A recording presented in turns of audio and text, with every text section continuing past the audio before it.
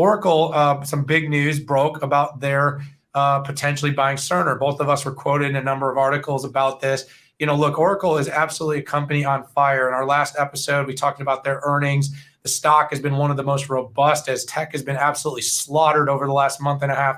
Oracle's going up, and that's because they're somewhere between a growth and an exciting, tech play, but they're also a value play. They have a dividend. They do a lot of buybacks. They have a robust recurring revenue. They make profit. Their growth is fairly stable. They're old, but they're also new. And the idea of them entering more deeply into healthcare with a $30 billion acquisition of Cerner is a pretty interesting potential play for this company.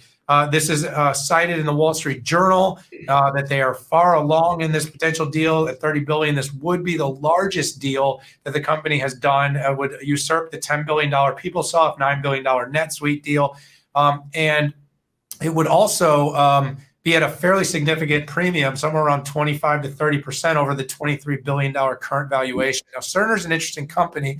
It's currently led by David Feinberg. David Feinberg came over as Google Cloud's healthcare chief. So he was really the one that was building out that industry. And if you know about Google, the company's been very focused on vertically focused, industry-focused cloud solutions, healthcare being one of them. But as I see it, the healthcare industry is highly fragmented. You got technologies like Cerner, like Epic, that have long been non-compatible in many ways with centralized cloud.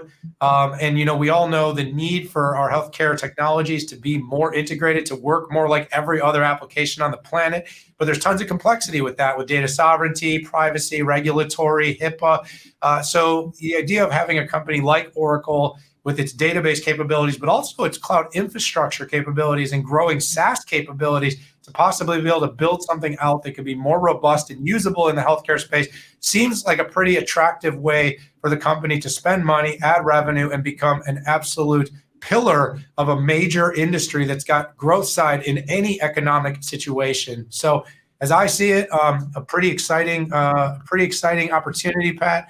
I'll let you fill in the gaps.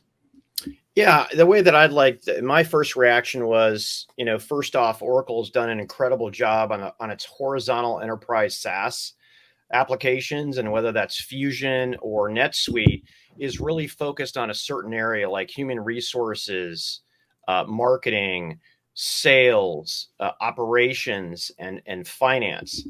And that's the way that they look at it. Sure, there are some tailor-made solutions for some verticals, like Oracle really leans into the carrier market, right? Folks like Verizon, people like that.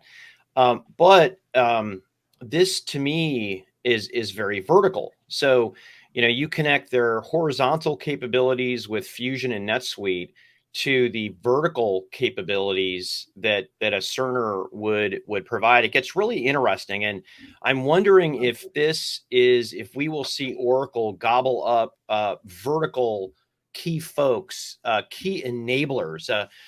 I was on the board for 10 years, and I was chair for 5 years in Austin's really revered hospital, St. David's Medical Center, downtown. And I will tell you that this type of technology is the backbone of what they do. I mean, it's pretty much all wrapped around that in a very similar way that, a manufacturer might be wrapped around an SAP or an Oracle database, something like that. So I'm wondering if we're going to see Oracle, which, by the way, saw their market cap freaking explode when they made their big cloud announcement.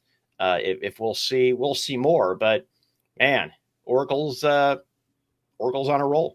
By the way, did you see the announcement yesterday about Xerox? Xerox not exactly the coolest, sexiest brand anymore, but I think they kind of committed to being all in on Oracle as well. Not a bad win. If you're over 60, you're going to really appreciate that deal. But in all seriousness, just a lot of people, like I said, kind of shrugged the company off. But it's been a really great year overall for Oracle.